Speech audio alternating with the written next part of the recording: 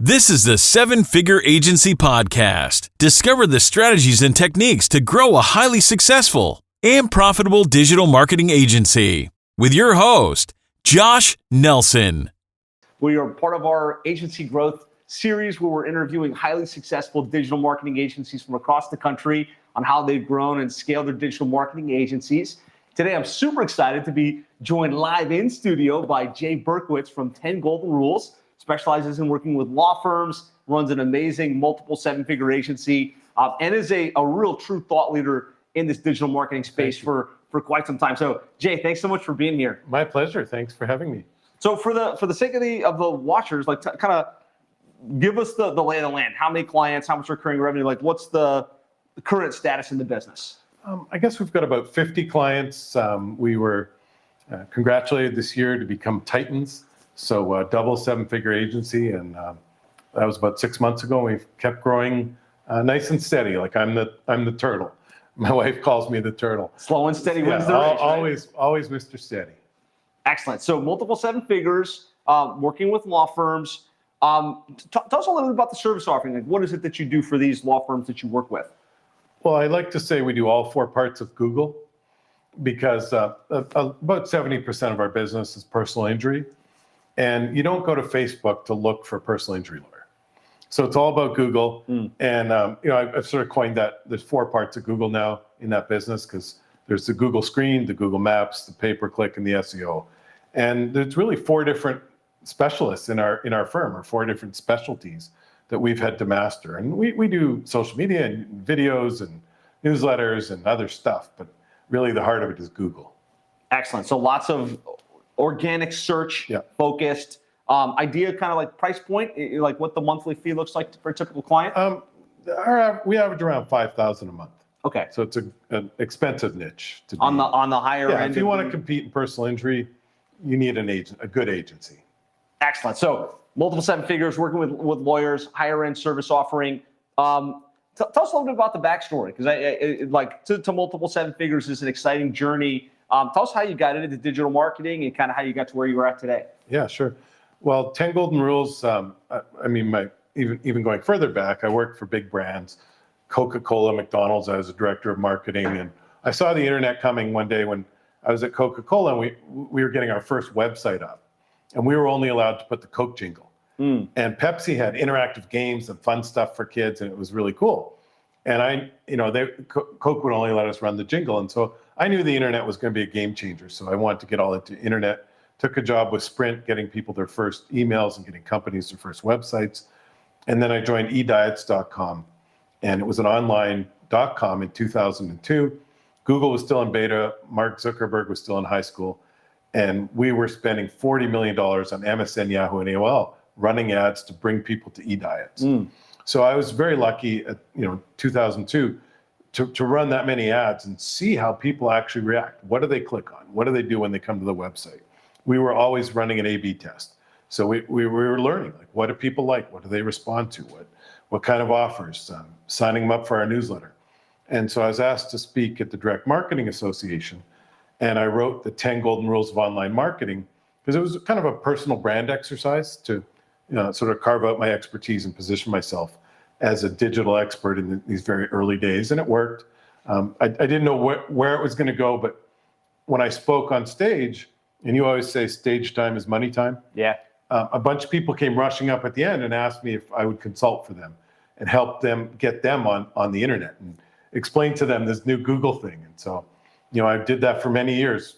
Everywhere I could, I presented the 10 Golden Rules, and people would come up and ask me to consult, and that was my sales strategy for many, many years. Amazing. And that presentation on 10 Golden Rules, I remember at one point, right in the early days of Click Incorporated, which is now Plumbing and HVAC SEO, I was in Fort Lauderdale at a presentation where you were the big presenter, and I was like, wow, this is awesome. And I do remember that.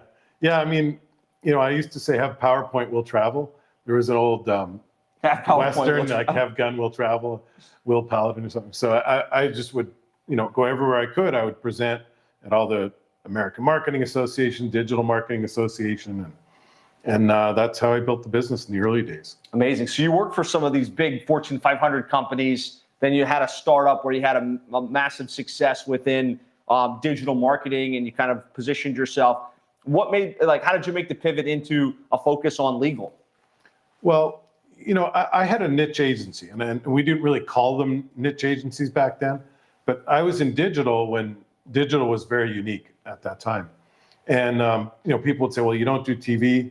Well, we could, but we wanted to be, I saw that as the future, and I want to be there. And then over the years, we're a 20-year-old agency now. So after 10 or 15 years, we had a lot of competition. And then it also broadened out so much. Like, people would ask me to do an Amazon store, or do affiliate marketing, or do, certain kind of social media. And it became harder and harder to be an expert at everything. And I like to tell the story that I had a God wink. It's an expression I heard that I really like. And I met this guy, and he had a niche agency, and he only dealt with franchises. And he had like a $2 million recurring revenue business. I'm like, wow, how could you do that with one niche? Like, I'm targeting 200 SIC codes. You're only in one. Then we're based here in South Florida, as Josh is, and our biggest .com success or technical success was a company called eBuilder. And they sold this company for $500 million. And I met the partners, the Antevi brothers, and they told the story that, they were slugging away with this SaaS model. And the one brother was trying to convince the other brother, we got to focus. And they focused only in on healthcare, only software for people building hospitals. And the thing blew up. And he said, there's only 300 companies in the world we need to target. And they built a $500 million exit.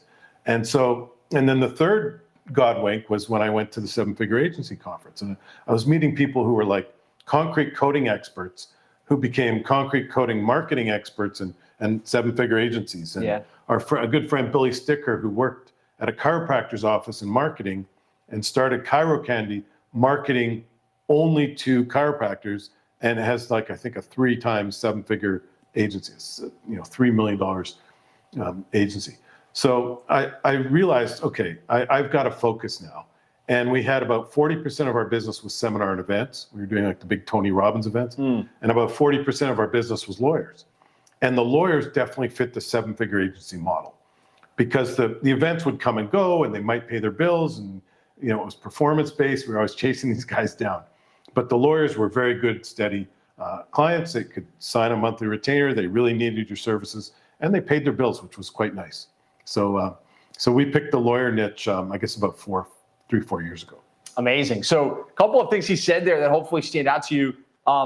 Stage time is money time, right? Getting opportunities to speak, and there's riches in the niches. Like you're a world-class marketer, and I'm sure it's hard to say, man, I can work with all of these companies and take that skill and say, hey, what's a niche? And it seems like you found that focusing on the niche has accelerated your growth and profitability as an organization.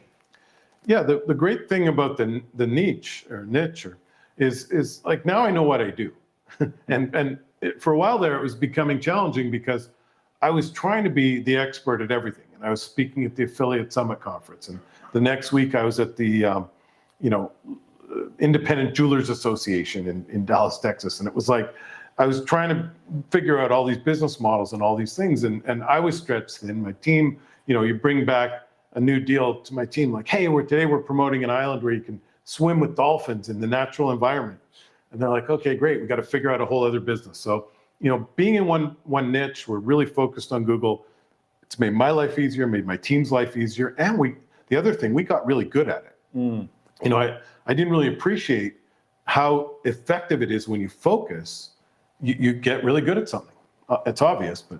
No doubt. So it makes it easier to get clients. It also makes it easier to deliver the actual results for those clients.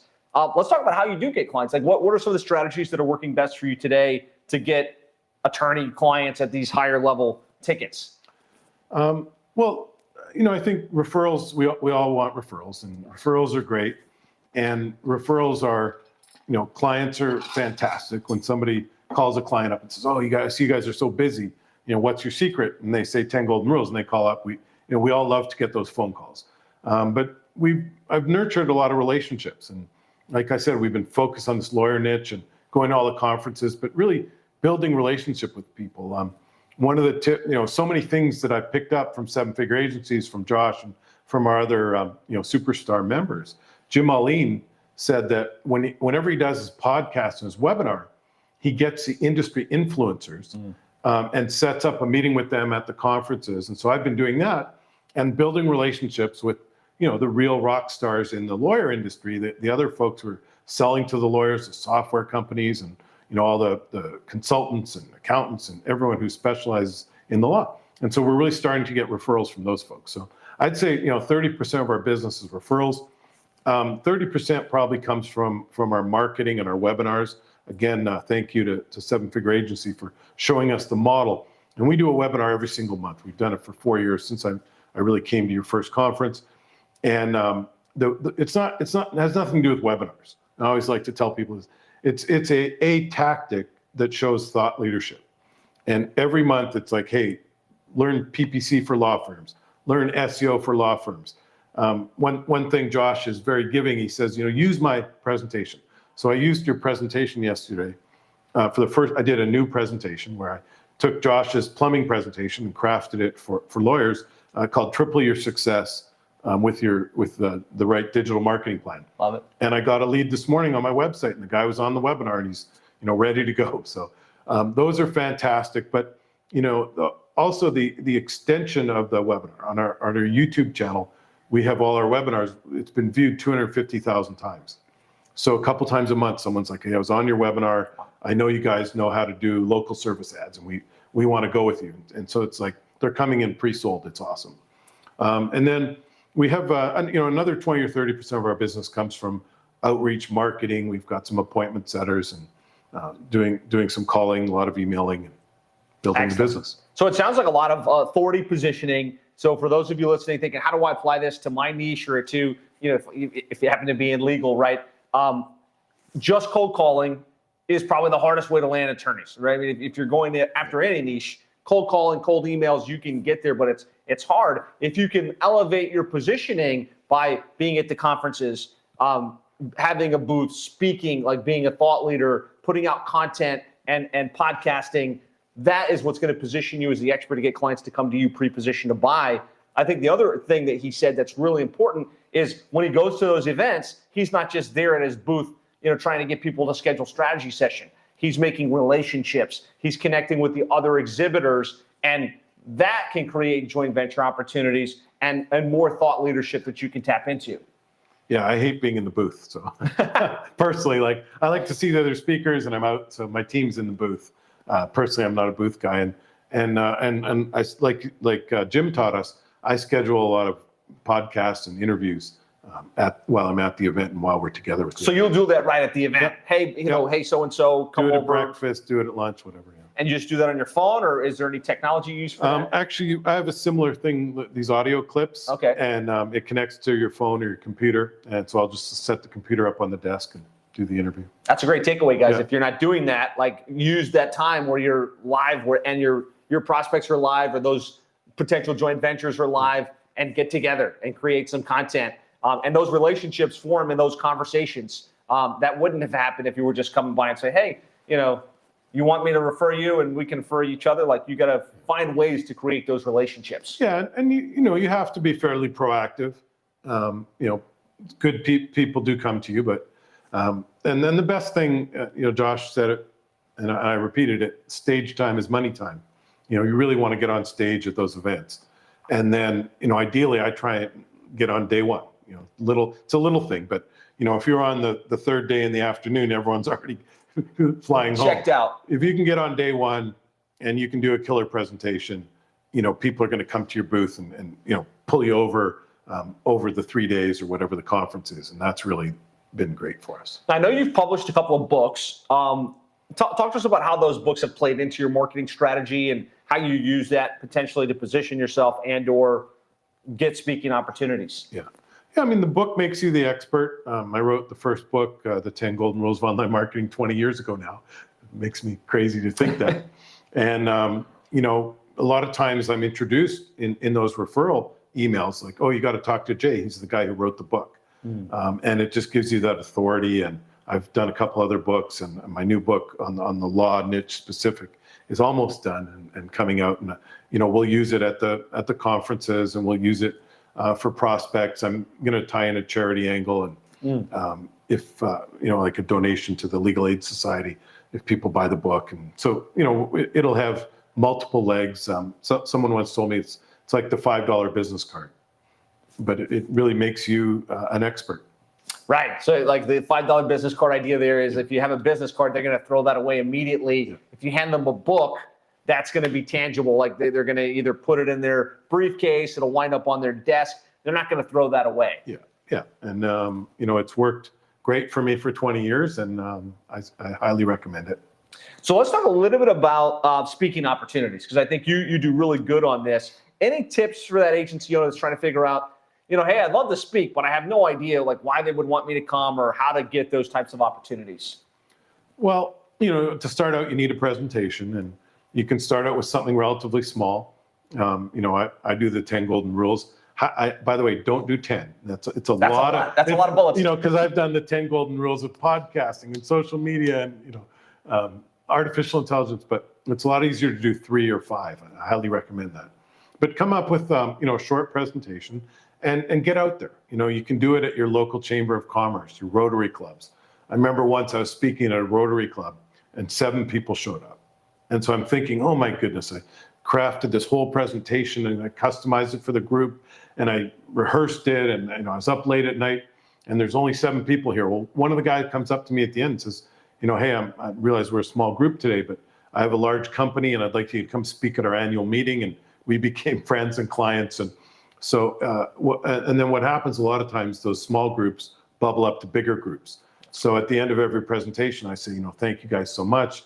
And the reason I do this is I'd love to help you with your marketing, but other things, I really appreciate if you can refer me. If you're in the legal, if your bar association's looking for speakers, if there's any groups you're a member of that you think this top content would be good, I'd love the referral. And I just put it in their head, and I get 1 or 2 referrals after every speaking. So a lot of times you'll go from like the Rotary Club to the regional Rotary. If you're good, you go to the regional Rotary, and I spoke at Women in Communications, a little local club, and then the regional group, and then the Florida group, and then the national Women in Communications event. So I think that's a great, very practical tip. So, recognize that you don't just wind up on the big national conference overnight, right?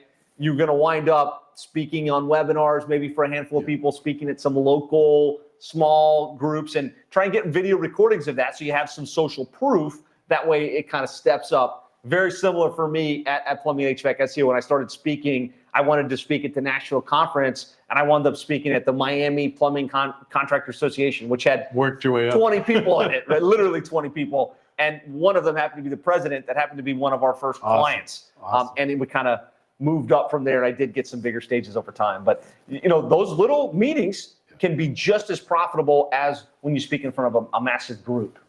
There's always one in the room who can move your business forward.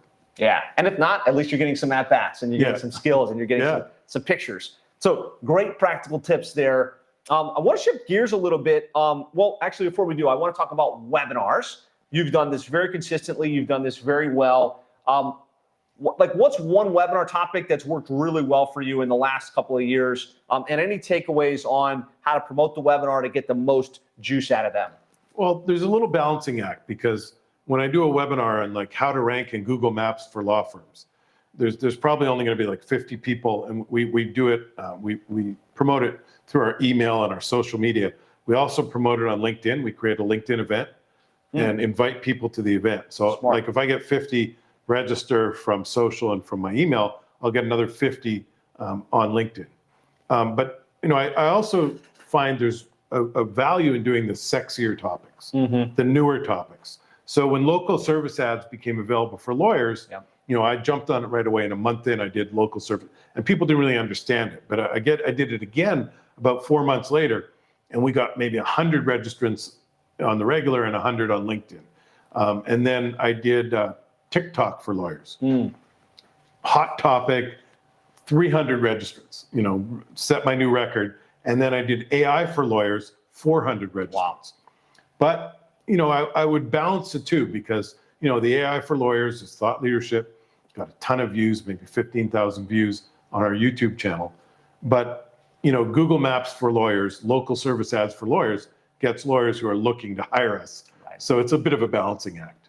I think that's a great point. So play with the topics, right? As you get more confident with this, touch the basics. But if there's something new and exciting, think about the newsjacking concept. If there's something new coming out and you can be the one running a webinar on that, you're going to get the eyeballs. And the same thing for us when LSA first came out, that was a slam dunk for us. And I think you do want to find the balance, because if you do one that's too abstract, you'll get eyeballs, but it doesn't lead to appointments, which lead to sales. Like where if you do the 2024 digital marketing, growth planning session, that really ties in nicely to a sale versus just some cool topic.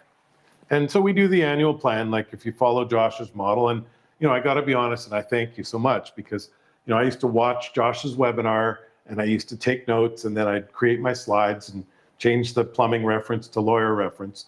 And the good news, you only have to slog through that for 12 months, because you do one a month. And then the next year you just rinse and repeat. You just update the data and update the slides. And then, part of it is I get a little bored. So I do the work and the research on the AI or TikTok and then bring that to market. And like Jim taught us, bring in experts. So every year I do a technology for law firms panel, and I'll bring in 5 or 6 companies, work with them in advance and get their sort of soft promise that they'll promote it on their socials and send out an email. We get them the creative in advance, and then it brings a whole new audience, because if I'm working with one of the biggest, legal case management companies, and CallRail, the call tracking company, and we've had Intaker, the AI chatbot, and those folks will promote it to their audience because they're on a big, lawyer marketing podcast with, a bunch of YouTube views, and we convince them how valuable it is for them. They promote it for us and brings in a new audience. Super smart. I think it's a little bit more of an advanced strategy. So if you're just getting started with webinars, start putting out your own content. As you start to have a following and some authority, massive multiplier would be to find the people that already have relationships, the consultants, the softwares, and do joint webinars with them. Any tactics on how you would invite somebody, tap them on the shoulder and say, hey, I think we could do a joint webinar, and how to, also, like you said, get them to actually promote it so you get that multiple in terms of the eyeballs and the authority positioning? To be honest, you just got to ask. As a matter of fact, we're launching EOS in our company, the Entrepreneurial Operating System, which Josh has been using, and we're using Gerardo. And so I asked Gerardo, who Josh is the EOS certified implementer. And I asked him if he'd be on the webinar. We picked a date. And then there's a very famous attorney who was one of Gino Wickman, the author of the Traction and the creator of this operating system. One of his first clients was Mike Morse, a very famous personal injury lawyer in Detroit. And he wrote a book called Fireproof about EOS and about his operating system and how to fireproof your business, your law firm. So I just called up and I said, I'd like to invite Mike to be on my webinar. Who's his assistant? Spoke to his assistant, explained that, what we're doing. She said, just send me an email, I'll get it to Mike. And within an hour, I had Mike Morse, who's a relatively famous name, booked on my webinar, and it'll be a good networking contact as well. That's huge. So if you don't ask, you don't get, right? And try and find those celebrities in your niche. This is an example of your ideal target client that everyone would look to them and be like, wow, that's a big name. Everybody knows this guy now, so it'll be awesome. That's huge. That's a huge tip. The other thing I wanted to go deeper on was the LinkedIn event idea. Talk to us a little bit about how you do that, and is it because you've got a big following and that's why it works, or just kind of give us the clip. Yeah, we've built it. We've got a couple guys who are very good with LinkedIn, and they've built relationships for me, and I worked at it for many years myself. Probably connected to about 4,000 or 5,000 attorneys now. So we create a LinkedIn event, same day, same time, same topic, same graphics that we use for our emails and our socials. And then we invite people to the event. So my event this week, we had, I think, 80 lawyers for the Triple Your Success webinar. And then there's a software called Restream. When we go live on Zoom, Zoom connects to Restream and pushes it to a live LinkedIn event. So you're just showing up on Zoom. There's people interacting with you there, and then Restream, like actually this is being done through Restream, hits LinkedIn, and so the people are actually watching and engaging directly on the LinkedIn software or platform. Yeah, exactly. I log into Zoom before the meeting, log into Restream. It says connect the platform. My team's figured out how to set it up. Right. But they tell me like click this, and then it says you're live on LinkedIn, and then we go. Love it. And is it on the Jay Berkowitz page or on the 10 Golden Rules? On the 10 Golden Rules page. Okay, so it's your business page that's running this event. Yeah, I've made the mistake. I actually have to not be logged in as me, and I have to log in on a different browser to the company page. Very cool. And I think, recognizing where your audience hangs out is important. Yeah. Like your clients may or may not be on LinkedIn, but attorneys definitely are, right? This is probably the place where they hang out most. Yeah, obviously they're personally on Facebook and Insta and TikTok, but I'd love to do Facebook and everything else, but sometimes you just gotta hit a single and keep going. So we haven't figured out how to do everything yet. Awesome. So lots of great insights here, guys, on how to position yourself, how to leverage webinars, how to find speaking opportunities to land clients. And I think Jay's a great example of kind of leveling up these strategies and figuring out how to pull in joint venture opportunities and leverage other platforms. If we could shift gears a little bit now to delivery. So you get the clients, there's a lot of moving parts. Talk to us a little bit about how you've built the team to deliver and to deliver at such a high level.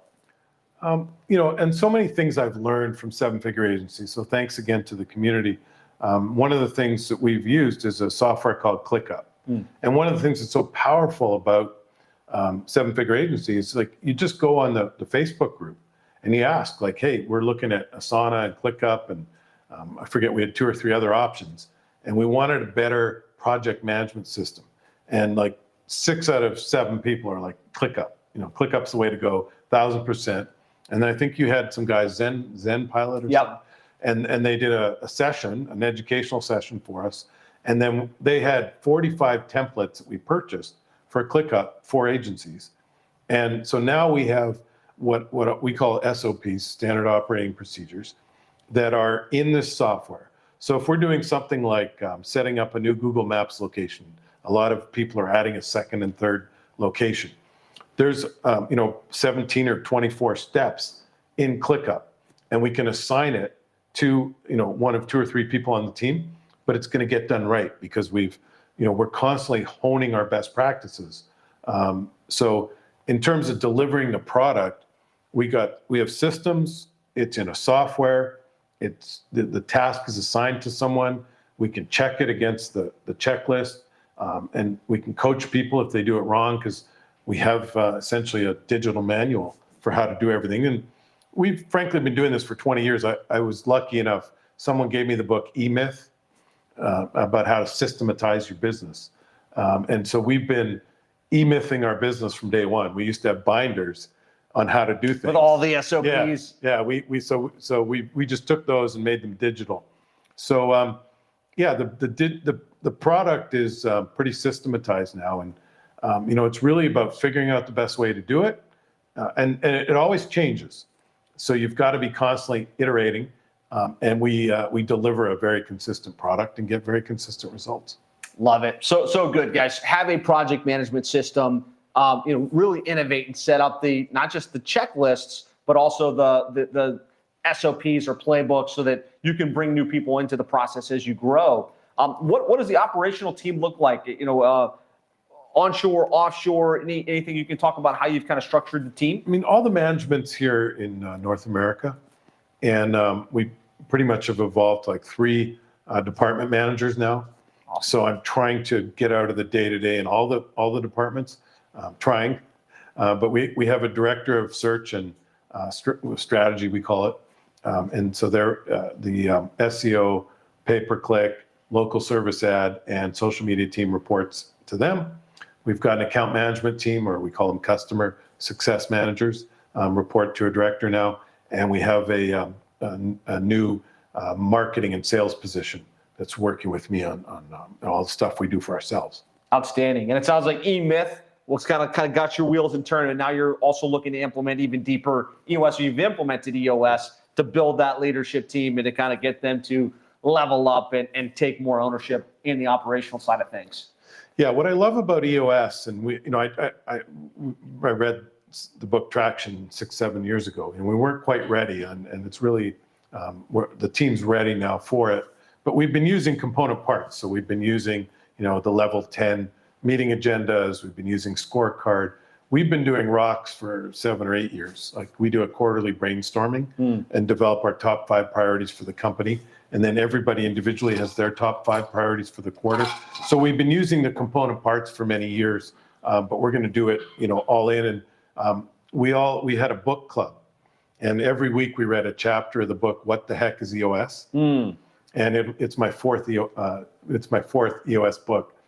But the one thing I really took from it, and working through it with the team, is it creates a very standard terminology and system for the company, and everybody is now using these same words and phrases and solutions and business systems. So I'm very much looking forward to the full-scale implementation. Love it. So book club, that's a cool idea to kind of create culture, get everybody on the same page. How do you break that down with the team? Are you guys literally sitting and reading it, or is it like, hey, you need to read chapter 3 as a group, and then we're going to talk about it? It's all of that except for the part about you need to read chapter 3. So, okay. I started out with a lot of enthusiasm, and just said we meet as a team every week.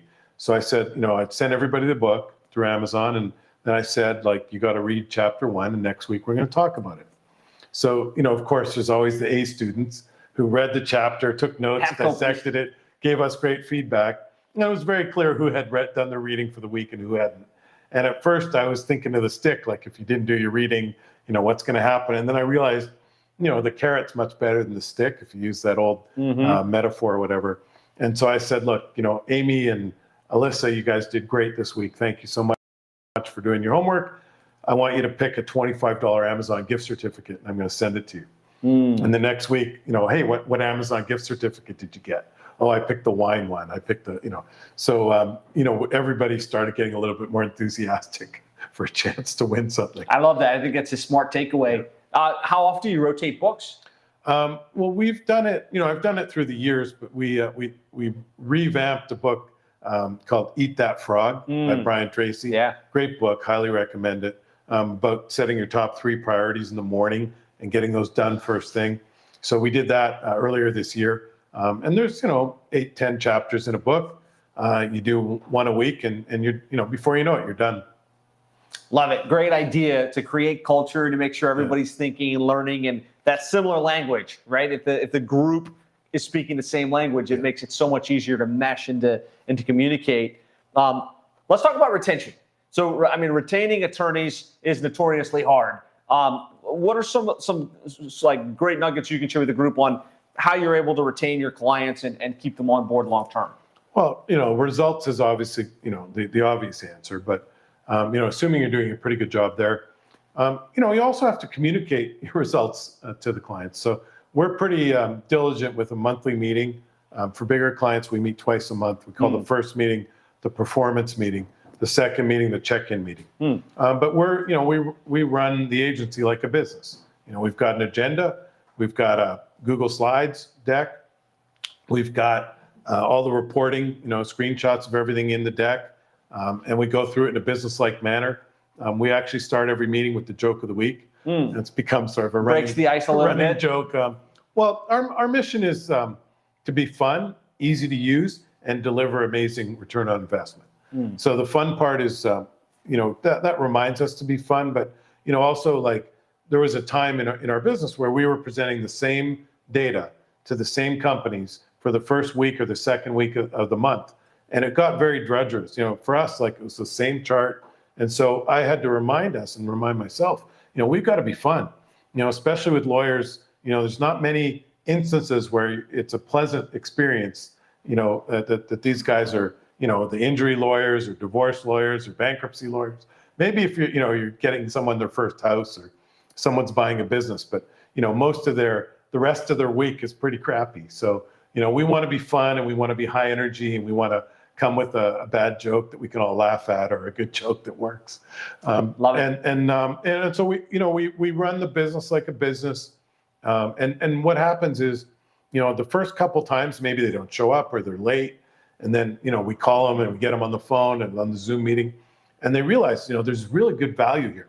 They realize we also track, the lead sources and the number of signed cases. So we work with the intake team to actually tie it back to the lead source. And we tie back the ROI measurement. We hold ourselves accountable to that performance. So, it doesn't take more than a month or two for the partner and the marketing person to show up regularly for the meetings. And then, retention's easier. A, you operate like a business. B, they see what you're doing. C, you're getting results. D, you're tracking results. E, you're bringing new stuff to them every month. So it generally helps with retention. I love it. I think so. Something that you guys should all take away from that is that the meeting, while you do want to have slides and while you do want to have an agenda, can't be a regurgitation of the same thing every time. You got to make sure that you're also talking about what you're working on, where you're tracking against the goals. That way they have a reason as the business owner or the marketing director to participate, right? If your meeting is boring and doesn't actually add value and it just is basically reading a report, they will disengage, right? And you'll have like a very low show up for the meeting, which will lead to a higher churn rate long-term. Yeah, we throw a little sizzle in every month. So, like if I'm doing research on artificial intelligence, or if I interview Dr. Kane Elliott, who's the AI futurist at Filevine, and I've got some slides that I'm using for a webinar or using on stage, we'll take 6 or 8 of them and use them for our client meeting each month. So they'll learn about AI. There's always changes to the local service ads, so each month we always have a little bit of value. Love that idea, right? So like kind of make sure that you keep it spicy. You mentioned 2 meetings, a results performance meeting. Okay. Yeah, and then a check-in. Okay. Yeah, we call it a check-in, just to differentiate the 2 meetings. I definitely want the partner, like most law firms are like Nelson and Berkowitz, or Berkowitz and Nelson, and one of them is a trial attorney and one of them runs a business. And the guy who runs the business, runs the marketing, runs the HR, I want him in that meeting. He doesn't necessarily need to be in the check-in meeting. So there's always like an office manager or a marketing director. And so the check-in, I might not be there and the partner might not be there.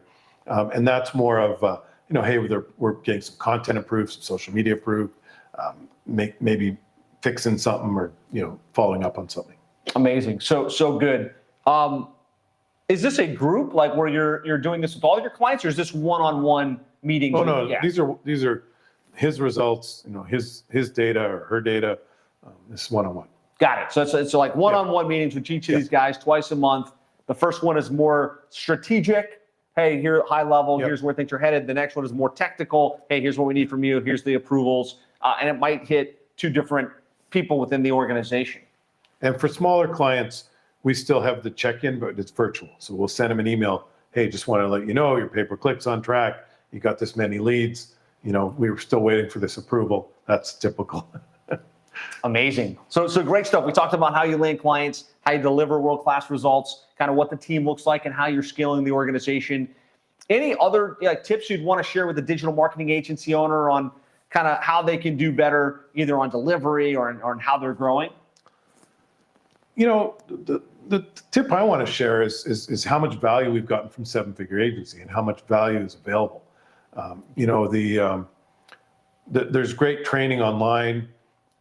There's the other thing that I want to say is I came to the first couple of conferences and I thought there was good stuff and it was interesting. And, I was kind of like a fair weather, I'd show up a little, I'd drive down from Boca. It's about an hour and a half in traffic. And I maybe leave a little early to miss traffic and then came back again. And it's like, hey, this stuff's pretty good. And then the next one, I sort of logged in and, stayed in the hotel and attended the whole day. And the one thing I realized that I go to a lot of, or at the time I was speaking a lot of the internet marketing conferences. I was, speaking and attending, affiliate summit and search engine strategies. And I realized 7-Figure Agency is not an internet marketing conference. Sure, Josh will have some great sessions on SEO or PPC, but it teaches us how to run the agency like a business. And most of the topics are how to sell, how to manage your agency, how to staff your agency, how to build leads, how to close sales. So it's really, it's a different conference, and it's a different set of content. So you gotta be at the event. And then other things I didn't realize, like once you join, there's a phenomenal mastermind effect. And that is, it takes place online, it takes place in person. Like we have Zoom meetings. So, like basically everything, most of the things have taken us from, X to Y to Z, I've learned, in one way, shape, or form. Like sometimes it's like I ask a question in the Facebook group about ClickUp. I said, do I go Asana? Do I go ClickUp? So, ClickUp's great. And there's the software and there's templates. And then someone's like, hey, I'll get on a call with you and show your people how to do it. Like everybody's so giving. And then the mastermind, we do the Zoom meetings and there's people at your level who are in there and everybody gets a hot seat. So you bring one problem or one thing you're struggling with to the group. And there's 6 or 8 people who are at your same level where your business is at. And you get amazing feedback. I was with Matt Plapp and Tony Ricketts yesterday. Matt, has a $5 or $6 million business. Tony has a $3 or $4 million agency and they're niche specific. And obviously they're not competing with you and they're willing to give you so many great ideas. So. Love it. So the power of kind of getting around other people at your level or beyond and just having that idea exchange can accelerate your growth. Yeah. And I like to share that because, if somebody's watching this and they haven't, been to one of the events, been to one of the intensives or, can't see the private Facebook group, I just want you to know there's a hell of a lot of value. And, your question is what's taking you to the next level? And frankly, I've gotten it from you and Josh is great, but, there's, 20 titans, there's 20 multi 7-figure agencies and everybody has so much value and is so giving. Love it. Thanks for saying that. Appreciate it.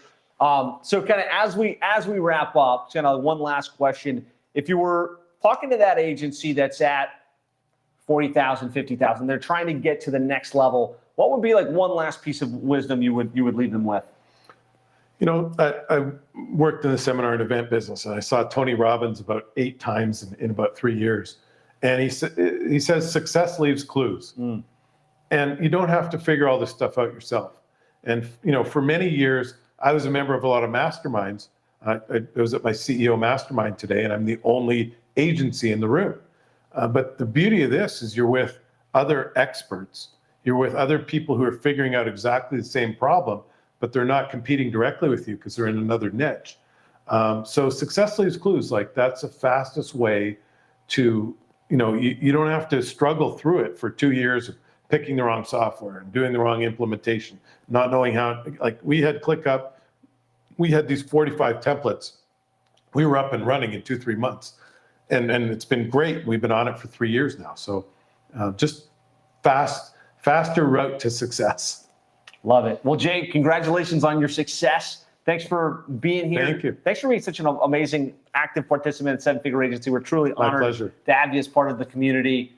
Guys, thanks for watching. Be sure to hit the like button, hit the subscribe button. If you've got follow-up questions, post them in the comments. Jay, if someone wanted to connect with you or learn more about you, what would be the best way?